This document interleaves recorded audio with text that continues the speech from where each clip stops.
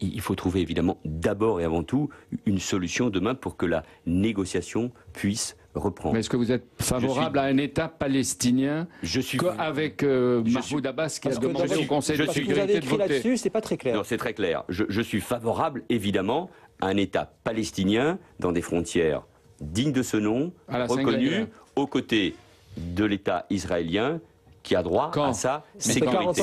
Le seul, oui, mais le seul moyen... Attendez, question précise. Vous êtes président de la République. Vous votez oui. Puisque vous voulez l'être. Vous demandez à vos diplomates de voter oui à l'État palestinien dans les conditions, au Conseil de sécurité. Dans les conditions actuelles, non. Je l'ai écrit et donc ma réponse était quoi les conditions très claire. actuelles? L'unilatéralisme ne peut pas... Ça, vous parlez comme Netanyahou, Premier ministre d'Israël. Je parle aussi, puisque vous faisiez référence, comme Barack Obama. Et le discours qui était le sien au mois de mai en retrait sur ce qu'il disait l'année dernière. Parce que c'est difficile.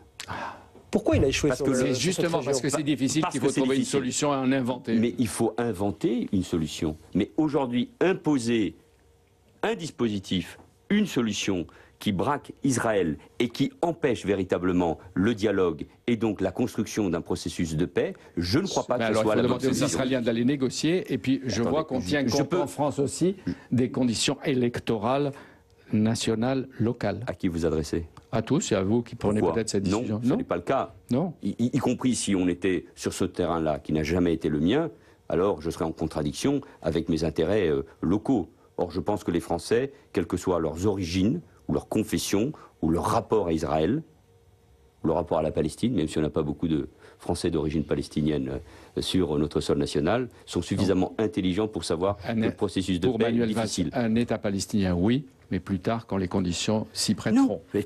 Parce qu'aujourd'hui, elles ne sont pas réunies. Le seul moyen, c'est que le gouvernement israélien retrouve le chemin de la discussion avec les Palestiniens. Mais imposer une décision... Aujourd'hui, ça ne marchera pas. Regardez, Michael Dermont, il souffre de ne pas vous poser la dernière.